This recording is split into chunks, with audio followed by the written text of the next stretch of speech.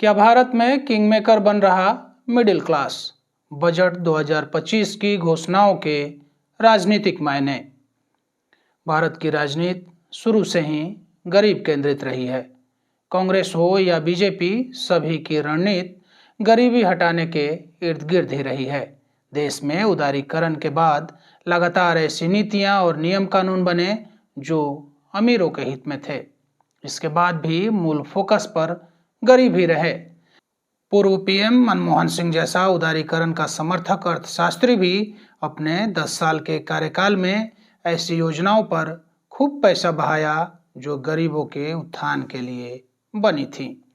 2014 के बाद नरेंद्र मोदी सरकार से भी उम्मीद थी कि मध्यम वर्ग को ध्यान में रखकर फैसले लिए जाएंगे, पर ऐसा कुछ नहीं हुआ। प्रधानमंत्री नरेंद्र मोदी के नेतृत्व में जितने गरीबोन्मुख योजनाएं बनाई गईं, उतनी तो इंदिरा गांधी के समय पर भी नहीं बनी। अब स्थितियां बदलती हुई नजर आ रही हैं।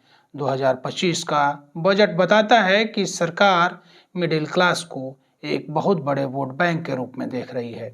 आइए देखते हैं कि कैसे अगले चुनाव तक भारत में मिडिल क्लास किंग मेकर की भूमिका में पहुंचने वाला है। देश की कुल आबादी में मध्यम वर्ग का बढ़ता अनुपात। मध्यम वर्ग को परिभाषित करना चुनौतीपूर्ण है क्योंकि विभिन्न स्रोत अलग अलग मानक अपनाते हैं। प्राइस के अनुसार भारत में 2020-21 में 43.2 करोड़ लोग मध्यम वर्ग में थे, जो 2046-47 तक 100 करोड़ तक बढ़ सकते हैं। ऑक्सफोर्ड इकोनॉमिक्स के अनुसार 46 करोड़ भारतीय मध्य वर्ग से बिलोंग करते हैं, जबकि प्यू रिसर्च सेंटर कोविड से पहले 9.9 करोड़ की आबादी को मध्यम वर्ग में मानती थी। इसी तरह centre for advance study of India की रिपोर्ट के मुताबिक देश के 50% इंडियंस का मानना है कि वो मिडिल क्लास हैं। इस रिपोर्ट के मुताबिक इंडिया के 80% लोग महीने में 5,000 से लेकर 25,000 तक खर्च करते हैं। सवाल उठता है कि क्या देश की इतनी बड़ी तादाद मिडिल क्लास में आती है? इसका सीधा उत्तर है कि देश में जो लोग भूखमरी के शिकार नहीं हैं और जिनके सर पर एक अदद छत है, वो सभी मध्यम वर्ग में खुद को महसूस करते हैं। जाहिर है कि इस देश का बहुसंख्यक हिस्सा अब खुद को मध्यम वर्ग में मानकर गर्वान्वित महसूस करता है। हो सकता है कि कुछ इंटरनेशनल मानदंडों पर वह गरीब ही हो, पर राजनीतिक दलों के लिए ये जनता मध्यम वर्ग का हिस्सा बन चुका है। यानी कि अगर हम गरीब की बात करेंगे तो उसे लगेगा कि उसकी बात नहीं हो रही है। इसलिए राजनीतिक दलों ने शायद गरीब की बजाय मध्यम वर्ग की तरह सबको ट्रीट करना शुरू कर दिया है। सभी नेताओं का फोकस मध्यम वर्ग पर। शनिवार को संसद में नरेंद्र मोदी के नेतृत्व वाली सरकार 3.0 का पहला पूर्ण बजट पेश करते हुए केंद्रीय वित्त मंत्री निर्मला सीतारमण ने मध्यम वर्ग के लिए कई घोषणाएं की। उन्होंने आयकर स्लैब में बड़े बदलाव की घोषणा करते हुए कहा कि 12 लाख रुपए तक की वार्षिक आय पर कोई भी इनकम टैक्स नहीं लगेगा। शुक्रवार को संसद के संयुक्त सत्र को संबोधित करते हुए राष्ट्रपति द्रौपदी मुर्मू ने भारत की आर्थिक प्रगति को मध्यम वर्ग की आकांक्षाओं और उनकी पूर्ति से जोड़ा। प्रधानमंत्री नरेंद्र मोदी ने भी शुक्रवार को मध्यम वर्ग का जिक्र किया और कहा कि मैं प्रार्थना करता हूं कि मां लक्ष्मी हमेशा देश के गरीबों और मध्यम वर्ग पर अपनी कृपा बनाए रखें और उन पर अपना आशीर्वाद बरसाती रहें। पीएम मोदी ने बजट पास होने के बाद जो प्रेस ब्रीफिंग की, उसमें भी उन्होंने बजट को मध्यम वर्ग के लिए बहुत हितकारी बताया। इससे पहले दिल्ली के पूर्व मुख्यमंत्री अरविंद केजरीवाल ने 23 जनवरी को आम आदमी पार्टी का मिडिल क्लास घोषणा पत्र जारी किया, जिसमें शिक्षा और स्वास्थ्य बजट बढ़ाने की और कर छूट की सीमा को बढ़ाने जैसी कई मांगे केंद्र सरकार से की गई। अपनी मांगों में केजरीवाल 10 लाख तक की इनकम को टैक्स मुक्त कराने की बात की थी। हाल ही में कांग्रेस ने भी टैक्स छूट की सीमा को बढ़ाने की मांग की थी। कांग्रेस भी मध्यम वर्ग के लिए समर्पित हो रही है।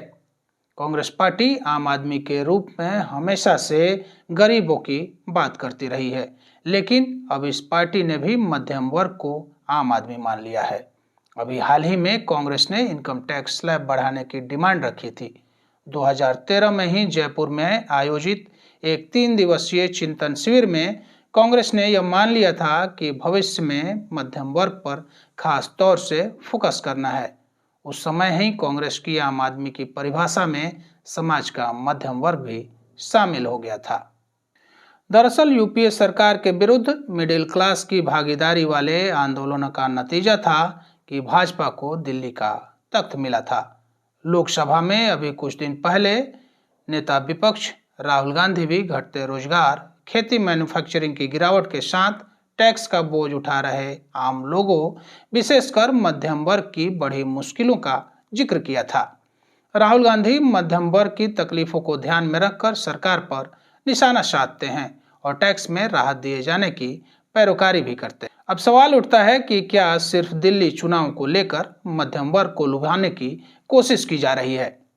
लोगों का मानना है कि बजट में मध्यम वर्ग को फोकस में रखकर इसलिए भी फैसले लिए गए ताकि दिल्ली विधानसभा चुनाव में भारतीय जनता पार्टी अपने प्रतिद्वंदी आम आदमी पार्टी को हरा सके। कुछ एजेंसियों का दावा है कि दिल्ली में करीब 67% आबादी मध्यम वर्ग की है, जो इसे भारत के सबसे अमीर राज्यों में सबसे बड़ा मध्यम वर्गीय समूह बनाता है। इसमें कोई दो राय नहीं है कि सरकार दिल्ली विधानसभा चुनाव को लेकर मध्यम वर्ग के लिए पिटारा खोल रही है, क्योंकि यहाँ बहुत बड़ी आबादी मध्यम वर्ग वाली है। पर सवाल उठता है कि ये कोई पहली बार नहीं हुआ है। दिल्ली के मध्यम वर्ग की संख्या बढ़ गई है। पहले भी ऐसा ही रहा है कि दिल्ली में मध्यम वर्ग बहुमत में रहा।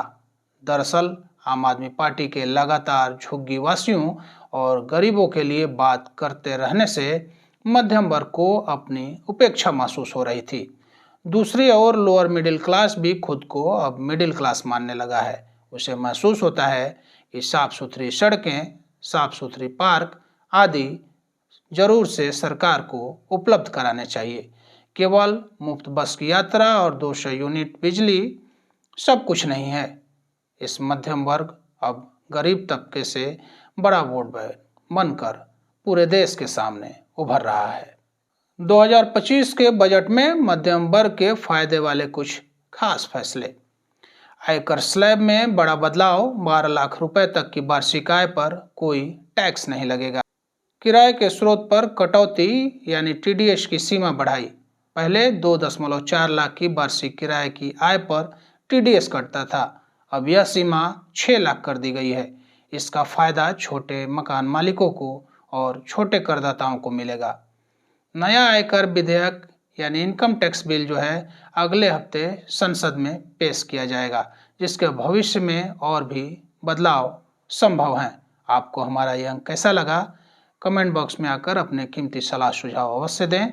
आपके कमेंट हमारा उत्साहवर्धन करते हैं, हमें ऊर्जान्वित करते हैं। हमसे जुड़ने के लिए बहुत बहुत धन्यवाद। आभार। नमस्कार।